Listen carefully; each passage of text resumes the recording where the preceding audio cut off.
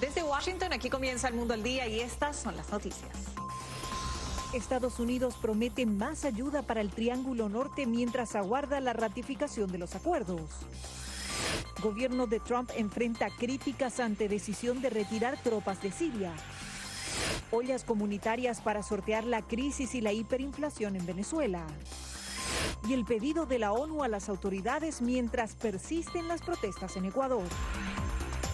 Desde los estudios de La Voz de América en Washington, este es El Mundo al Día. Los acuerdos inmigratorios de cooperación entre Estados Unidos y los países del Triángulo Norte contemplan la transferencia de recursos económicos en concepto de ayuda para estos países, según la Casa Blanca, pero su vigencia aún debe ser ratificada. Bricio Segovia está en estudios para brindarnos más detalles sobre estos convenios. ¿Cuál es la última novedad sobre estos acuerdos, Bricio? Hola Belén, pues en una conferencia telefónica el encargado de Latinoamérica y asesor del presidente de la Casa Blanca, Mauricio Claver Carone, dio algunos nuevos datos sobre cuál es el plan de acción de Estados Unidos. Entre ellos promete nuevas ayudas económicas. Desconocemos hasta el momento cuál será esta vía para proveer de estas ayudas, ya que Claver Carone señaló que lo que intentará hacer Washington a partir de ahora es pues dar una inyección de capital a través del capital privado de los países centroamericanos, de este Triángulo Norte, para evitar que sus ciudadanos pues salgan de estos países y de esa manera pues reducir el flujo migratorio. Dio también algunas claves sobre los tiempos en cuanto a cuándo se espera llevar a cabo esta inyección de capital privado y también la implementación de los acuerdos que Washington, dice Claver Carone, ya ha alcanzado con los tres países. Estados Unidos prevé dar una inyección de capital a los países del Triángulo Norte a principios del año que viene. Según el asesor de la Casa Blanca sobre asuntos de Latinoamérica, Mauricio Claver Carone, el objetivo es incentivar la inversión del sector privado para favorecer la prosperidad en esos países y reducir así el flujo migratorio que recibe Estados Unidos. Asegura que la mayoría de los inmigrantes de Guatemala, Honduras y El Salvador piden asilo bajo falsas premisas, ya que, dice, huyen de sus países por cuestiones económicas, motivo que la ley internacional no reconoce para otorgar asilo. Claver Carone dijo también que la mejora de las perspectivas económicas llega después de que se hayan alcanzado acuerdos de cooperación bilaterales con los tres países centroamericanos para que los inmigrantes se vean obligados a pedir asilo en el primer país de paso y así evitar que lleguen a la frontera sur de Estados Unidos. Pese a las palabras del representante de la Casa Blanca, los congresos de esas naciones deben ratificar estos acuerdos. Esto mientras que la justicia estadounidense ha retado buena parte de las propuestas migratorias de la administración Trump a partir de las acciones de organizaciones que defienden los derechos de los inmigrantes en Estados Unidos. Guatemala presenta además una peculiaridad más para Washington, y es que en enero toma posesión de la presidencia Alejandro Giammattei, quien ha amenazado con rescindir el acuerdo alcanzado por su predecesor Jimmy Morales. Por lo tanto, promesas que quedan de momento en el aire a la espera de que los congresos de estos tres países ratifiquen los acuerdos firmados entre Washington y los líderes de esas naciones, y después también a la espera quedamos de que empiece a implementarse esa inyección de capital de la que hablaba el representante de la Casa Blanca. Belén. Bricio, muchas gracias por tu reporte. Mientras tanto, el presidente Donald Trump arrancó esta semana criticando las pesquisas por supuesto abuso de poder. Esto al tiempo en que legisladores solicitaron el envío de documentos del Pentágono vinculadas a las investigaciones que lleva adelante la Cámara de Representantes. Jorge Agobián nos acompaña con los detalles de las pesquisas que avanzan en Washington. ¿Cuáles son las últimas novedades sobre el pedido de los legisladores al Pentágono, Jorge? ¿Qué tal, Belén? Se refiere a esta petición de documentos que realiza la Cámara de Representantes en esta investigación formal contra el presidente Donald Trump, dirigida al Pentágono y a la Oficina de Presupuesto de la Casa Blanca, y esto referente a la presunta utilización de los fondos que otorgó el Congreso a Ucrania para que se protegiera de la agresión rusa, 400 millones de dólares que según la Cámara de Representantes el presidente Donald Trump habría pedido se retuvieran mientras él solicitaba este favor a su par ucraniano. Esto de acuerdo a la Cámara de Representantes. El Pentágono tiene hasta el 15 de octubre para presentar documentos a la Cámara de Representantes, pero este y otros hechos fueron parte de esta agenda noticiosa desde la Casa Blanca el día de hoy. No uno, sino dos informantes del Servicio de Inteligencia estadounidense estarían entregando evidencias a la Cámara de Representantes que avalarían las acusaciones de supuesto abuso de poder del presidente Donald Trump. El mandatario no permaneció callado sobre esto el fin de semana. Calificó a los denunciantes como portadores de información de segunda mano. Pero esto es lo que piensan quienes lideran la pesquisa. Somos tremendamente dependientes de personas valientes que den un paso adelante. Al margen de esto, un nuevo escándalo envolvió al mandatario este lunes. Un juez federal rechazó el reclamo del presidente Donald Trump de ser inmune a todas las investigaciones criminales, esta vez frente a la solicitud del fiscal del distrito de Manhattan, que solicitó las declaraciones de impuestos del mandatario durante los últimos 8 años. La petición está enmarcada en una investigación sobre supuesto soborno de la organización Trump en la compra del silencio de 2 mujeres que afirmaron haber tenido relaciones con el presidente. Los abogados de Trump han dicho que la investigación está motivada políticamente y el propio presidente respondió a través de Twitter. Los demócratas radicales de izquierda han fracasado en todos los frentes, por lo que ahora están presionando a los fiscales locales demócratas de la ciudad de Nueva York para que busquen al presidente Trump. Y el presidente Donald Trump y su equipo de abogados presentaron también alegatos contra el juez, presentando también lo que va a ser quizás diluir este caso en Nueva York, mientras aquí en Washington las investigaciones por la presunta llamada del presidente Donald Trump con su par ucraniano y los informantes de este caso pues continúa en curso. Belén. Jorge, muchas gracias por tu reporte. El retiro de tropas estadounidenses de Siria genera críticas dentro y fuera de Estados Unidos. Presidentes de países aliados a Estados Unidos han cuestionado la decisión, al igual que legisladores republicanos y demócratas. Este es el informe de Leonardo Feldman. Estados Unidos comienza a retirar sus tropas de la zona poblada por sus aliados kurdos en Siria tras el anuncio del presidente Trump. Tras esta decisión, el mandatario advirtió a Turquía. Si Turquía hace algo que yo, en mi gran e inigualable sabiduría, considero que está fuera de los límites, destruiré y demoleré totalmente la economía de Turquía. Lo he hecho antes. Panos Momsis, encargado de la crisis humanitaria en Siria para la ONU, teme un operativo militar por parte de Turquía contra militantes kurdos, algo que el presidente turco Erdogan dijo que puede ocurrir en cualquier momento. No sabemos qué va a suceder, nos estamos preparando para lo peor porque por experiencia esto podría resultar en un desplazamiento de personas. Queremos asegurarnos de que estamos listos. Expertos como Charles Lister del Instituto de Oriente Medio advierten de riesgos de terrorismo. Significa que el Estado Islámico está casi garantizado a resurgir de la manera que todos temíamos. Mientras tanto, el presidente turco dijo que no permitirá que el Estado Islámico regrese, según agencias de noticias, algo que Lister dice es poco probable. No creo francamente que Turquía tenga la capacidad de luchar contra los turcos si el YPG, ellos lo llaman el PKK, y el Estado Islámico simultáneamente en este territorio tan extenso. Leonardo Feldman, Voz de América, Washington. Después de la pausa, el pedido de la ONU ante las protestas en Ecuador. Los detalles en instantes. La Voz de América presenta.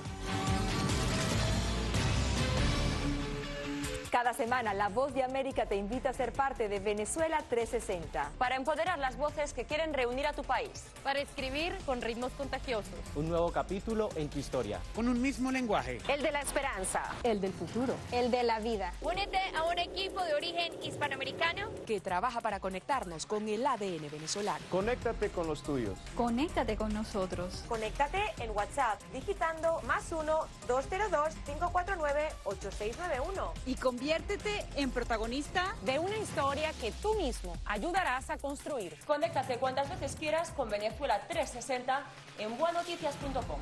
Y sé parte de nuestro equipo de redacción a través de tu conexión WhatsApp. Recuerda, +1 202 549 8691 y en este horario que ves en pantalla.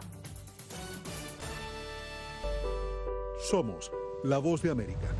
Escuchan disparos de perdigones, están tirando también bombas. Donald Trump y Kim Jong-un ya se encuentran en Singapur. No han cesado los enfrentamientos entre oficiales de la Guardia Nacional y los manifestantes. Información balanceada y objetiva. Florence ha llegado. Ustedes pueden verlo. Entérese de lo que sucede en Estados Unidos, América Latina y el mundo en un solo lugar. voanoticias.com.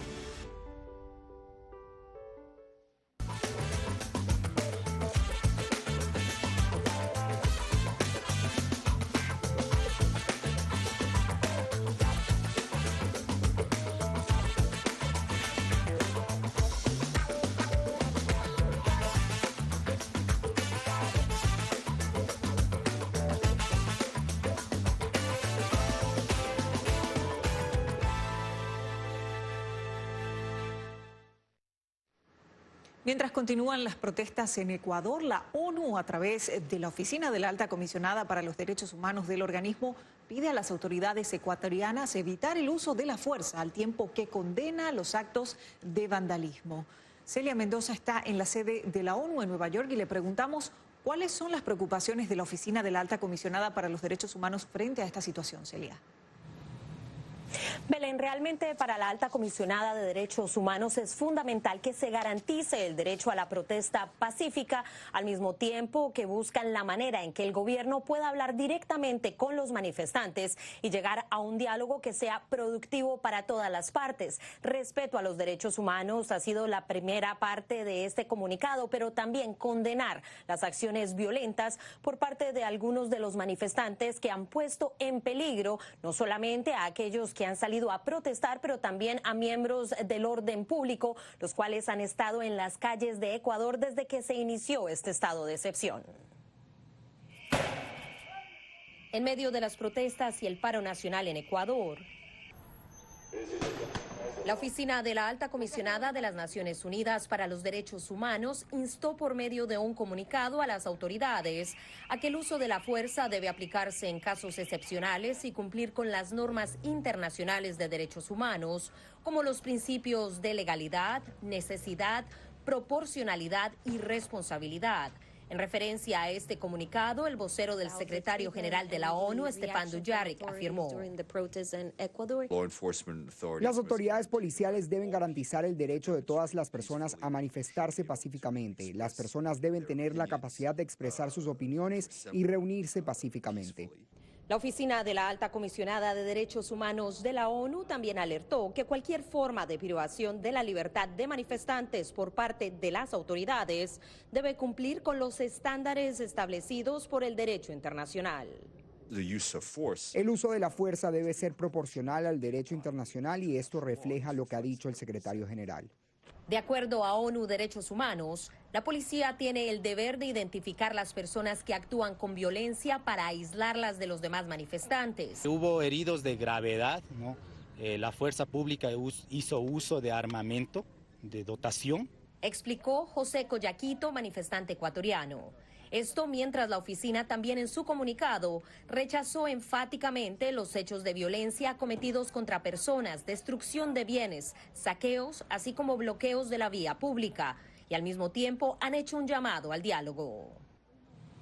El presidente de Ecuador, Lenín Moreno, ha sido claro que no negociará con vándalos, pero dijo que estaba dispuesto a hablar acerca de las medidas y cómo pueden ayudar a que sean menos impactantes para algunos de los miembros de esta comunidad ecuatoriana. Celia, muchas gracias por tu reporte. Mientras tanto, en Venezuela, la crisis económica y la hiperinflación obligan a algunas familias a compartir sus alimentos con vecinos, de modo a garantizar una comida completa al día y proteínas necesarias para su subsistencia. Adriana Núñez Rabascal conversó con vecinos en Caracas y nos cuenta cómo se las arreglan algunos venezolanos para lograrlo. Adriana.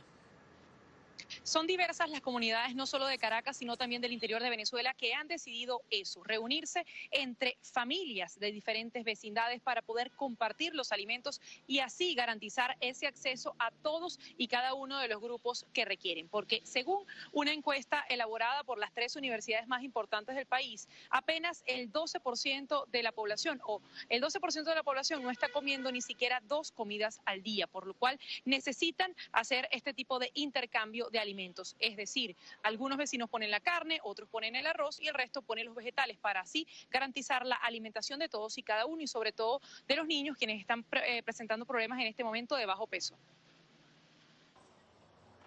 En este apartamento de Caracas, al menos 3 veces a la semana, 5 familias se reúnen para preparar la cena con lo poco que cada una tiene en su despensa. Cada quien aporta algo. Un arroz, si es proteína, entre 2 hacemos la compra. Evelyn cuenta que el año pasado comenzaron a sentir que ya no podían pagar por todos los grupos de alimentos y por ello tomaron la decisión de preparar esta suerte de ollas comunitarias. De repente yo tenía la harina para la arepa, pero mi compañera tenía el queso, pero no tenía la harina. Entonces, conversando, todas las noches nos reuníamos, entonces una cenaba, la otra no. Y llegamos a un acuerdo que varias noches nos íbamos a reunir y cada quien aportaba algo. La encuesta de condiciones de vida elaborada por 3 universidades de Caracas reveló que en los últimos 3 años ha bajado la compra de productos como pollo y carne entre un 34 y 45%. Pero el gobierno en disputa de Venezuela dice que ha puesto a disposición de la ciudadanía 3.000 casas de alimentación para garantizar la producción de fuentes de proteína accesibles a las comunidades pobres. Para aportar proteína animal en esta fase de resistencia económica. Eliana forma parte del grupo de vecinos que se reúne a cocinar en una misma casa con lo que cada quien consigue. Dice que su principal preocupación es la pérdida de peso de su hija. Más que todo angustia, ¿sabes? Porque ¿qué le doy a mi hija? ¿Yuca con qué? O no sé, o sea, a veces se me cerran todas las puertas. Mira, lo que hay es esto y yo no quiero darle eso a mi hija. De acuerdo con la encuesta de condiciones de vida, la dieta de los venezolanos pobres es anémica, caracterizada por exceso de harinas, arroz y déficit de hierro. El estudio revela que 9 de cada 10 venezolanos confiesan que el dinero que ganan no es suficiente para pagar su alimentación. Y todo esto se suma a que Venezuela vive una hiperinflación desde octubre del año pasado, es decir, ya se cumplen 2 años. Por ello, los alimentos y otros productos aumentan al menos 50% mensualmente. ¿Y qué pasa? De acuerdo con la encuesta de condiciones de vida, la gente pobre y la gente de menores recursos ha perdido entre 11 y 13 kilogramos en promedio de peso en los últimos 3 años. Adriana, muchas gracias. Y la crisis económica y la hiperinflación, como bien decías, impacta en Venezuela, en la calidad de vida de los venezolanos que ven sus ingresos desvanecerse cada mes. Otra información, la profunda crisis en Venezuela también arrasa con el sector académico. Profesores de amplia trayectoria relatan los inconvenientes que deben sortear debido a las pésimas condiciones salariales. Este es el reporte de Álvaro Algarra desde Caracas. Debido a las circunstancias que atraviesa Venezuela, los docentes se han visto afectados de manera negativa, al punto que, según la presidenta de la Federación de Profesores Universitarios del país, Lourdes Ramírez de Viloria, docente con más de 40 años de ejercicio, relató cómo durante toda su trayectoria nunca se imaginó que esto iba a suceder. Es muy triste. Hoy en día el profesor de mayor categoría y mayor dedicación, que es el mejor sueldo que hay, son alrededor de 120.000 bolívares. Son como $4 mensuales. En ese mismo contexto, la profesora de preescolar Irlenis Pulido resalta que la realidad es muy compleja, por lo que considera que le traerá graves consecuencias en el largo plazo al país. Porque ahorita lo que tenemos es una emergencia humanitaria a todos los niveles. Entonces imagínate cómo está la educación en este momento, cómo es la diferencia, cómo nos sentimos frustrados. El profesor Tulio Olmos, con 36 años como docente, indicó que varios compañeros suyos incluso piensan en no jubilarse, puesto que si lo hacen, lo que recibirían por más de 30 años de trabajo les daría para sobrevivir un par de semanas. Entonces es una situación muy crítica porque, por supuesto, si no hay para alimentación, mucho menos hay para investigación. Es decir, nuestra calidad de vida está en el mínimo y nuestra calidad académica también está en el mínimo. Mientras tanto, el presidente en disputa, Nicolás Maduro, resaltó la importancia de los profesores para Venezuela, por lo que indicó que a pesar de lo que considera como una guerra económica, la educación va caminando a buen paso y mejorando cada día. Álvaro Algarra, Voz de América, Caracas. En breve, lo que revela un testigo clave en el juicio a Juan Antonio Hernández, hermano del presidente de Honduras. Ya volvemos.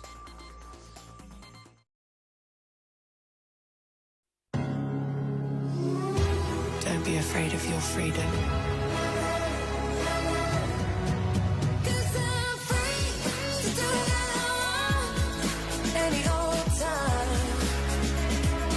Libre, the new scent of freedom. Yves Saint Laurent.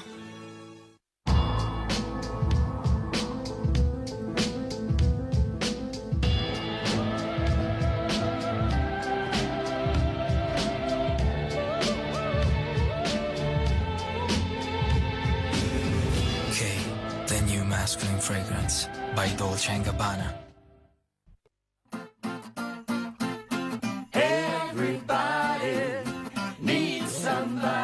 Las ofertas de Navidad en Amazon ya han empezado. Encuentra el regalo perfecto para todos y disfruta de ofertas increíbles. Date prisa. Termina el 22 de diciembre. Siempre me he preocupado por él, desde que era un niño, porque tuviera amigos, se relacionara, saliera, porque fuera uno más en el colegio. A veces creo que era más difícil para él que para mí. Hasta que un día ya le dije, Javi, no te preocupes, que voy a tener un montón de amigos. Y vaya, si los ha tenido. En la Fundación 11 impulsamos la formación en nuevas tecnologías para que más personas como Manu sean lo que quieren ser. Grupo Social 11. BC shirkadda Telesom waxay macaamiisheeda dalka dibaddiisa joogta ugu bushaaraynaysaa in iyagoo gurigooga jooga lacag u diri karaan eheladooda iyo asxaabtooda. abka BC waxaad si fudud lacag ugu diri kartaa adigoo gurigaaga jooga. loodiruhuna wuxuu ku helayaa saad ama accountkiisa Daarasalaam Bank. haddaba si aad u isticmaasho abka BC waxaad kala soo degi kartaa moobilkaaga. BC si fudud lacag ugu dir adigoo gurigaaga jooga. PayC.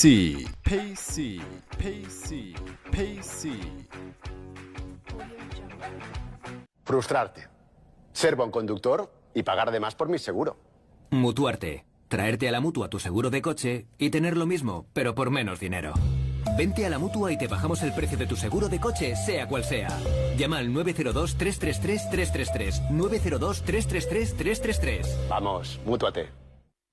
Si quieres los mejores regalos de Navidad, ven a Orange. Porque ahora con Love tienes Netflix, fibra y móvil 30 gigas por solo 39,50 euros al mes durante 6 meses. Y al comprar este Samsung Galaxy, una televisión 4K gratis. Lo que quieres esta Navidad está en Orange. ¿Dónde si no? Llama gratis al 1414.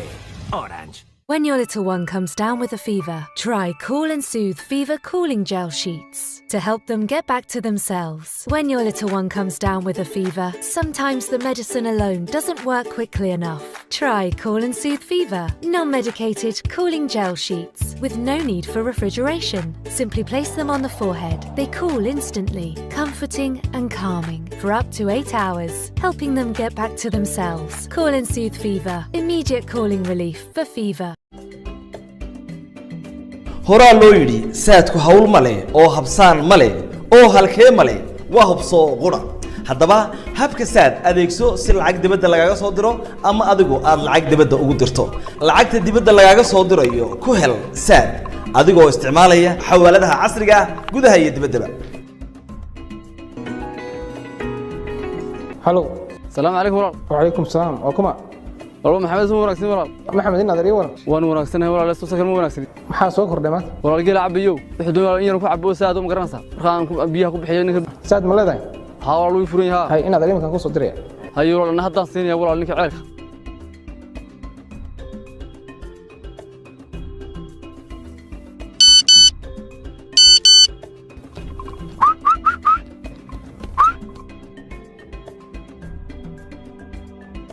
walaal waa biilkii lambarkay ku dir ما شاء الله حوالي ساعة degdeg badan ah marka aad dalka gudihiisa lacag ka direyso ee aad isticmaalayso saad service gal saadkaaga dooro laba oo ah lacag diris ka sii dooro xawilaad kadib dooro xawaalada dibadda sii dooro haddana shirkadda aad doonayso inaad lacagta ku dirto. haddaba ha mogaanin Telesom Sad Service iyo xawaaladaha casriga ah Taj Express, Well Remit, Bakal Express iyo Tawakal.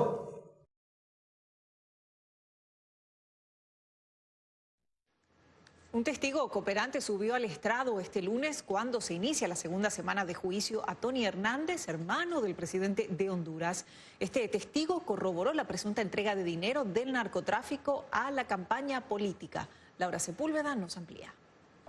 Durante la cuarta jornada del proceso judicial que enfrenta Juan Antonio Hernández estuvimos conociendo nuevos testigos, entre ellos un politólogo que se ha referido a toda la historia moderna del país, hablando sobre el tema de la política, los presidentes, también personajes de la rama legislativa y cómo ha venido funcionando recientemente. Más adelante conocimos al segundo testigo cooperante, tratándose de Alexander Ardón, quien se desempeñó como alcalde en un municipio en el departamento de Copán, muy cerca a la frontera con Guatemala. Él ha sido acusado y ha aceptado haber cometido homicidios, también ha estado relacionado con narcotráfico, porte de armas, lavado de dinero, entre otros delitos. Pero ahora está testificando en medio de este proceso judicial y asegura que en 2013 sostuvo un encuentro en donde Tony Hernández hizo presencia y allí también se encontraba Joaquín El Chapo Guzmán, y durante ese encuentro le habría ofrecido $1 millón, el cual Tony Hernández destinaría a la campaña presidencial de su hermano, actual presidente de Honduras,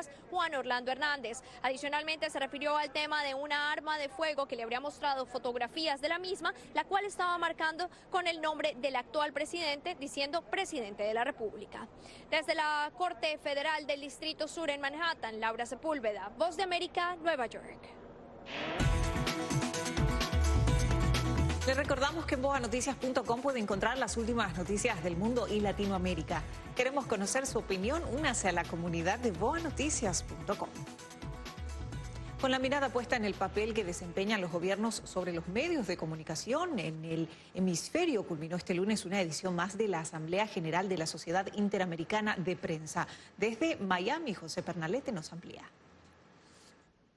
Este lunes culminó la Asamblea General de la Sociedad Interamericana de Prensa número 75. Al cierre de la cumbre en Miami, acudió el senador republicano por Florida, Marco Rubio, quien antes de su participación destacó que desde Washington seguirá apoyando las sugerencias internacionales para aliviar la crisis venezolana. Obviamente la solución al tema de Venezuela es una elección libre y democrática.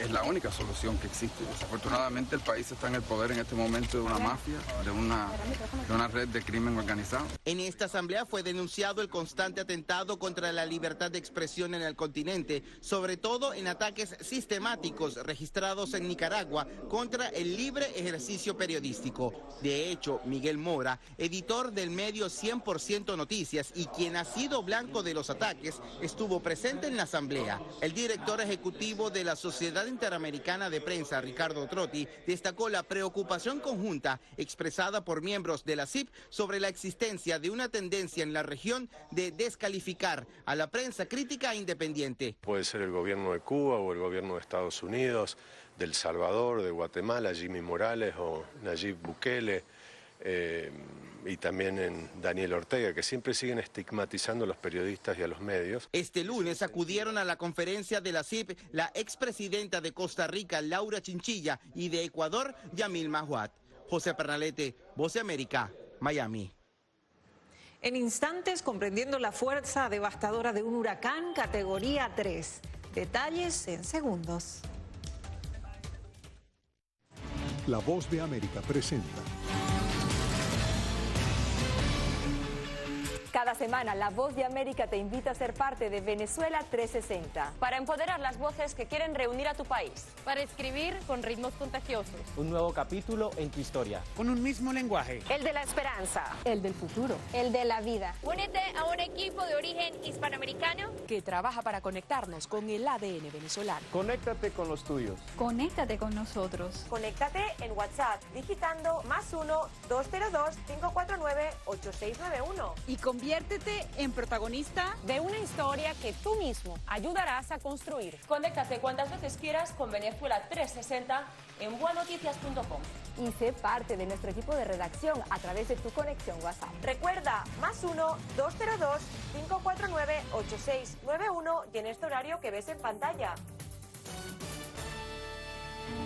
Somos la Voz de América. Muchos venezolanos que quieren permanecer en el país a pesar de las adversidades. El presidente Trump recibió personalmente a Fabiana Rosales, la esposa de Juan Guaidó. Ahora tardarán más debido a que uno de los puentes más transitados se cerrará a lo largo del fin de semana. Información balanceada y objetiva. A una búsqueda donde se está tratando de detectar la ubicación de un criminal. Entérese de lo que sucede en Estados Unidos, América Latina y el mundo en un solo lugar. boanoticias.com.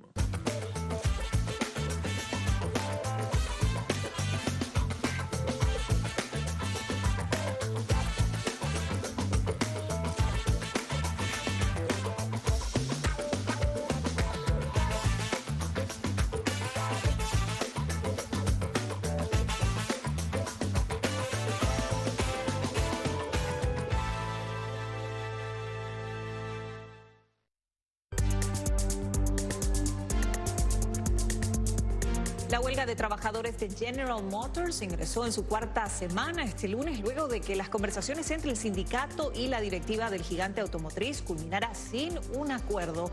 Sin perspectivas de una salida a corto plazo, la huelga se convierte en una de las más largas de los últimos años. Otra información, para entender la fuerza devastadora de un huracán, nuestro reportero Jacopo Luzzi ingresó a un túnel de viento que recrea un huracán de categoría 3, cuyos vientos pueden alcanzar hasta 200 kilómetros por hora.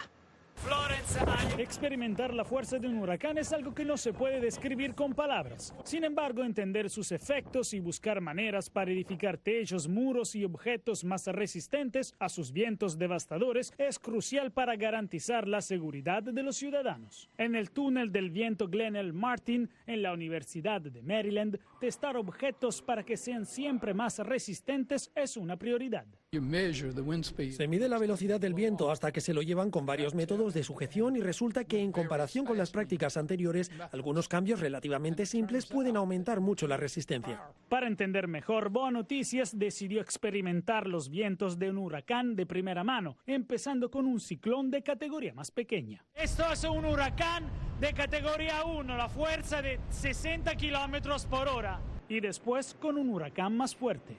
Es a 140 kilómetros por hora y es un categoría 2. Hasta llegar al máximo de la fuerza que puede alcanzar el túnel.